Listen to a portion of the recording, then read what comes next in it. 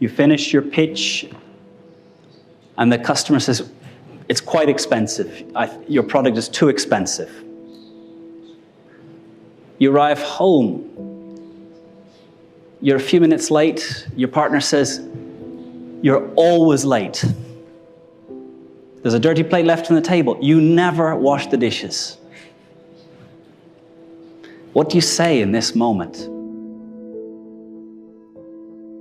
Most of you, and me included, went through 14 years of school where we were taught one way to respond to questions.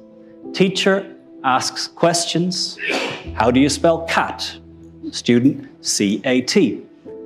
Teacher, what is the biological process called osmosis? Student puts hand up, explains in detail the process through which cell membranes allow water to go from one side to the other. So for 14 years, you've been taught that you should give an answer to a question. If you went to university, you probably had another 3-4 years where you gave answers to questions. But in real life, in persuasion, in getting to what the other person is really about, what their needs really are, the worst thing you can do is give an answer to a question. If someone says your product is too expensive, and you say, no, it's not, it's only 1,000, you've lost every chance to understand what else is behind their reasoning. If you get home and your partner says, you're always late, and you go, no, Tuesday I definitely was here on time, you're gonna have a crap weekend. You've had 14, if not 18 years of training that you answer questions. And it's gonna cause fights in your home life, it's gonna cause problems at work, it means you're not selling anything. Because when someone says your product is too expensive, that's not what their real issue is. When someone says, I'll have to speak to my boss, that's not what their real issue is. And if we had lots of time here, I would create a little role-playing thing, because what happens here is, in our model of the human brain, we've got the stem, the emotion, and here. When your partner says you're always late, emotion goes up, and what happens is this bit disconnects. So the way to make someone stupider is insult them, object to them, tell them they're wrong, or ask them a question. Because there's an emotional reaction, and the higher emotion goes, the lower thinking goes.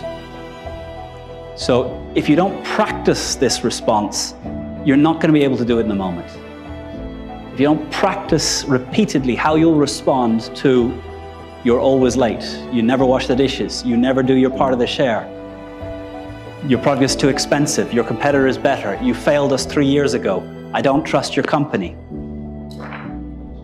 If you don't practice the habit of not giving an answer, you're not going to be able to do it in the heat of the moment. So what I would say is, when you're asked a question or when you're given an objection, what I want you to do is say, I understand, and repeat in your words what they're saying. Your product is too expensive. I understand that money is an important factor for you.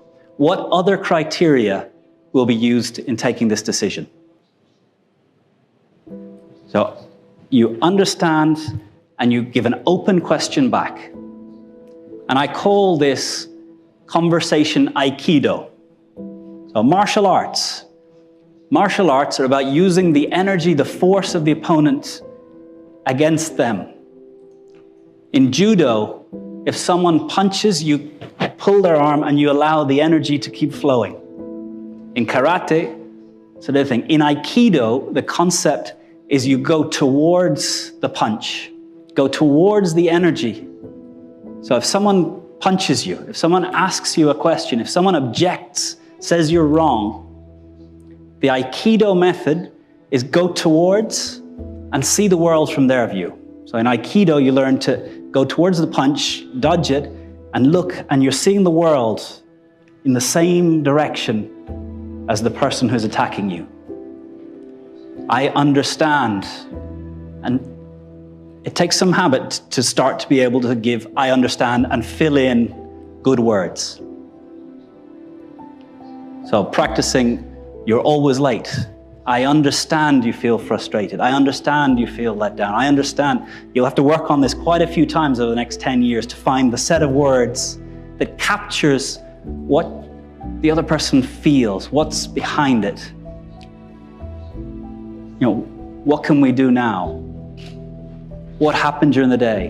What would you like to talk about? What can we do this weekend?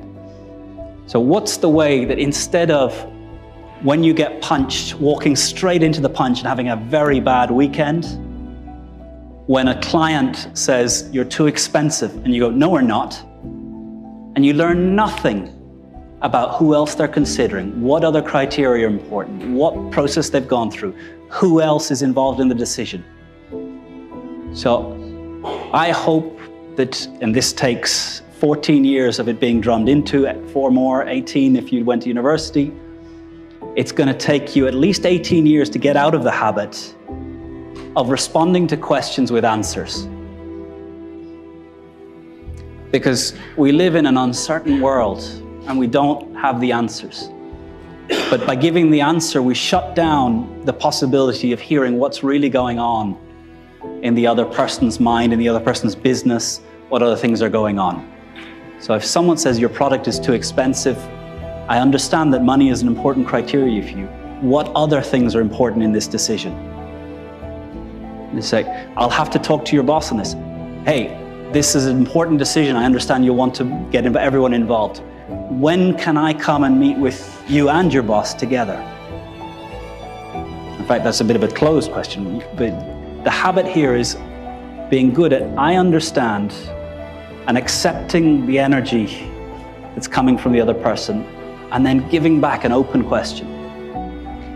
And I guarantee that if you do it 4 times, the answer to your 4th open question begins to be what's the real underlying need, issue, interest of the person that you're listening to.